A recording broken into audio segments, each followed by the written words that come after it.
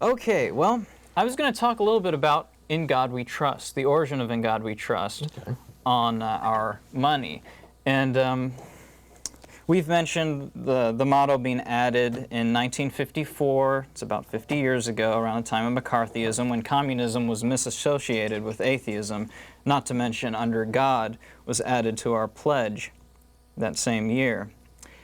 And if the camera can zoom in on this here, I have a godless dollar bill, to be precise, a Federal Reserve note. It's a pre-1954.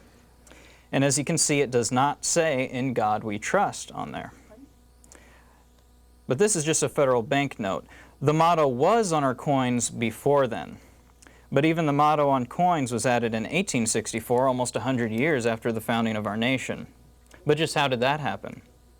With the Civil War underway in 1861, Baptist minister Mark R. Watkinson was convinced that the war was a consequence of our national shame in disowning God by failing to recognize Him on our coinage. That's a quote.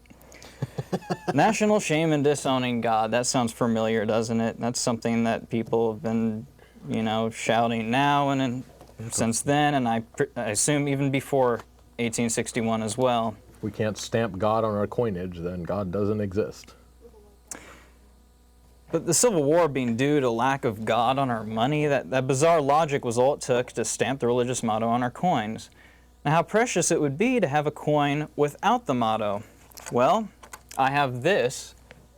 Let's see if I can balance this here without it rolling away. Ah, there we go. It is a godless silver liberty. That's a $10 mint. No, we're trying to get that off of the bills. Hey! That's better. What's the matter with you? I think some Christians have infiltrated our studio there. And I'll get back to that coin in a moment. The first proposed motto for the coins after the Civil War was God, Liberty, Law. It's a triple contradiction, in my opinion. George Wallace's pastor, George W. Zanister, recited a sermon titled, Our Duty in the Present Crisis. The gist of the sermon is apparent in the following excerpt, quote, Our immense armies, our ironclad ships, and our vast resources will accomplish nothing unless God, who giveth the victory, is on our side. We must invoke His presence, for in His hands is the issue. Well, I mean, if that's what it comes down to, why the immense armies and ironclad ships at all? Why not just send out one guy with a club and he'll defeat the Confederates? One guy with a dollar bill saying, In God we trust. I mean, it's in the Bible. Off evil. Much like Samson defeating 3,000 Philistines with the donkey jawbone. Exactly. He probably just said, In God we trust tattooed on his forehead. I mean, that's what it all comes down to, right? But the Confederate South also invoked God. The KKK does this today. Hitler tried to do this too. The Nazi motto was Gott mit uns, God with us. They put that all over everything. Wow. Even on their uniforms. The Nazis had belts that said Gott mit uns, the SS. So is God taking sides in these fights? Yeah, He's taking everybody's side, it seems. And of course, the Nazis lost. Their mottos didn't make Hitler and his Nazis any more right. That would be mysticism, and that mysticism, unfortunately, continues today. All right, so what's this piece of silver I have here? I'm thinking this may be a unique solution to our currency misrepresenting us godless atheists and agnostics. See, federal currency must have a God motto to be legal tender. But this is a private currency. And most people don't know it, but private currency is perfectly legal. I've used private currency for a couple of months now, and about 5 out of 6 businesses accept it. Really? This is a silver-based currency. U.S. currency used to be silver-based, but as of 1965, when God was added to the bill, they removed another phrase, which is on the other side of this bill, saying this bill is redeemable in silver. Yeah. So I'd rather the bill say that. So. Yeah, I'm seeing on the back of this, they have silver certificate written on the top. Right. Interesting. Right. So private currencies can say whatever they want, and yet this coin I have here, it's still a mistake that it doesn't have a God motto, because I have here a 2003 Silver Liberty, and unfortunately it says trust in God. Now they say trust in God. I think that's even worse because it sounds like a commandment. So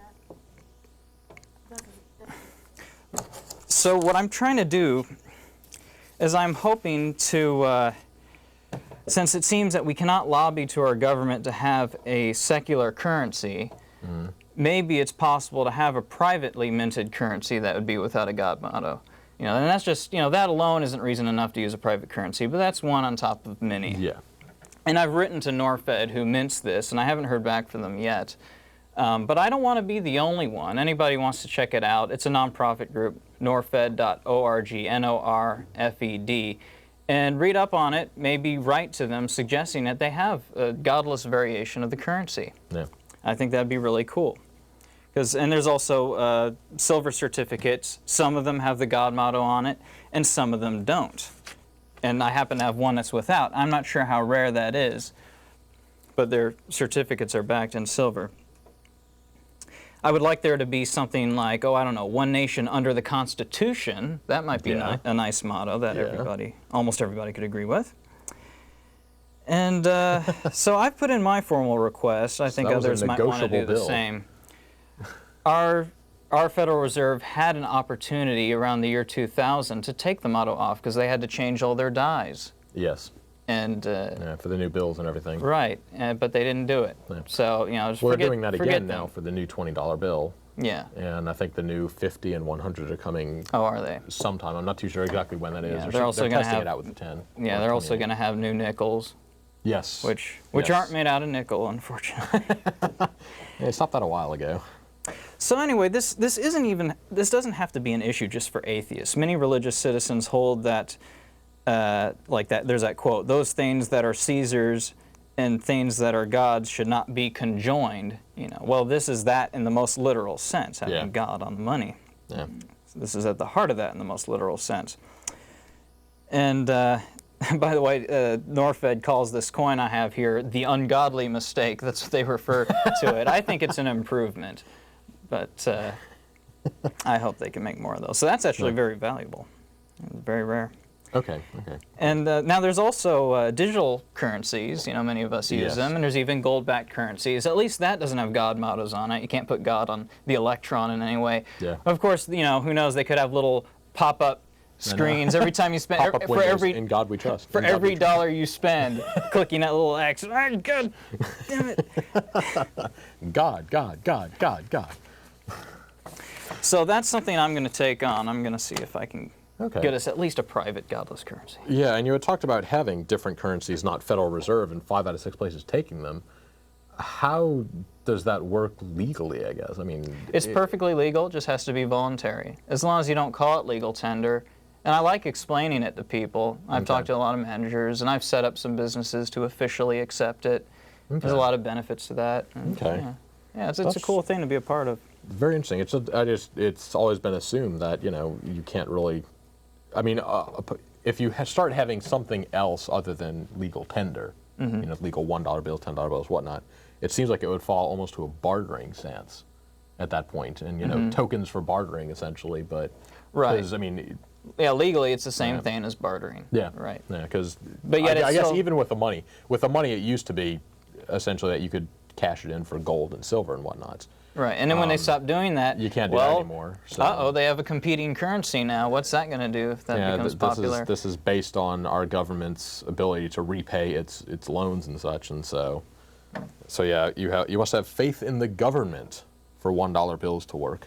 Yeah. So not faith in God. So.